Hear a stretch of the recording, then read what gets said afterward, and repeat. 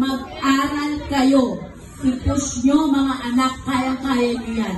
Alam kong darating ang isang araw, magiging successful kayong lahat in your very own way. Ako rin po ay nagpapasalamat sa lahat ng aking SPTA officers na walang sawang sumuporta sa ating paaralan para sa mas ikabubuti ng ating mga mag-aaral. Mga sis, salamat po sa inyong lahat. Sa lahat ng mga magulang na taos-puso ang pagtulong sa ating paaralan, hindi ko man po kayo maisa-isa, alam kong alam ninyo sa sarili ninyo kung sino po kayo. Sa lahat ng magulang na nandito, maraming salamat po. Sa aming mga butihing mga guro, maraming salamat po sa walang sawang pagtuturo sa aming mga anak. Sa ating utility, lalo na sa ating security officer, si Kuya Ramil po, nakita ko po kung paano po kayo nagpapagod sa araw-araw.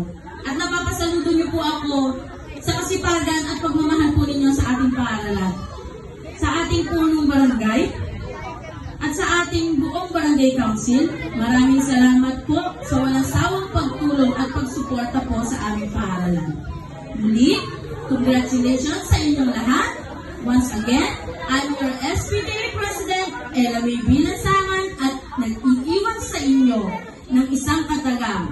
Mga bata, pakitandaan po, ang edukasyon ay ang pinakamalakas na sandatang inyong magagamit para baguhin ang mundo. At ang edukasyon lamang ang tanging kayamanan ninyo na hindi kayang kuhanin ng kahit na sino man. Magandang gabi po sa ating lahat.